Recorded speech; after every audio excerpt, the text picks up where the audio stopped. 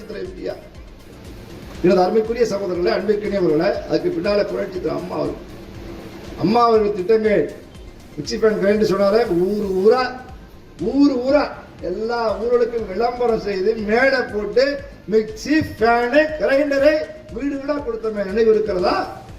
இன்னைக்கு என்ன கொடுக்குறாங்க? 1000 ரூபாய் பணம் என்று ஒரு ஏமாற்று நடக்கிறது. ஒரு மிக்சி ஃபேன் கிரைண்டர் 1000 ரூபாய்க்கு வாங்க முடியுமா? 1000 ரூபாங்கிறது 2,14,00,000 பேருக்கு கொடுக்கணும். 1,15,00,000 பேருக்கு கொடுப்பதாக சொல்லுகிறார்கள். பாதிக்கு பாதி கொடுக்கிறாங்க. இது ஆட்சி அத்தனை பேருக்கும் உரிமை தொகையாக 1000 ரூபாயை வழங்குவோம் என்று உறுதியளித்து வாக்குறுதி அளித்து ஆட்சிக்கு வந்தார்கள். ஏமாற்றி ஆட்சிக்கு வந்தார்கள். 520 வாக்குறுதிகள் எதையுமே நிறைவேற்றவில்லை. 520 வாக்குறுதிகள் எதையுமே நிறைவேற்றாத ஆட்சி 3 ஆண்டுகள் ஆக போகிறது. 3 ஆண்டுகள் எதையுமே நிறைவேற்றவில்லை. எனது அருமைக்குரியவர்களே, ஆனால் நம்முடைய அம்மா அப்படியா விலையில்லாத அரிசி திட்டத்தை கொண்டு வந்தாங்களே, அதை நினைச்சு பாருங்க, கொஞ்ச நேரம் எண்ணி பாருங்க.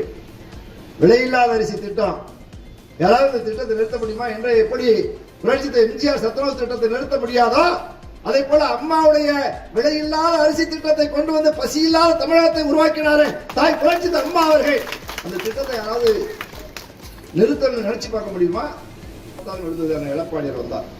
எடப்பாடியார் வந்து என்ன கட்சியுடைய மிகப்பெரிய தலைவராக 2ஆம் கட்ட 3ஆம் கட்ட தலைவராக இருந்து வந்தாரா?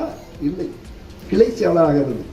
இங்க இருக்கிற நம்முடைய ஜோதிபாசு தனபால் போன்ற கிளைக்கழக செயலாளராக இருந்து, அருமைக்குரிய இங்க இருக்கிற நம்முடைய கிளைக்கழக செயலாளராக இருக்கிறார்களே, கிளைக்கழக செயலாளராக இருந்து பொதுச் செயலாளராக உயர்ந்த தலைவர் நம்முடைய எடப்பாடியார் அவர்கள். சிலுவம்பாளையம் என்கிற ஒரு கிராமத்துடைய கிளை செயலாளர். இதுக்கு அண்ணா திமுக பொதுச் செயலாளர் திமுக முடியுமா?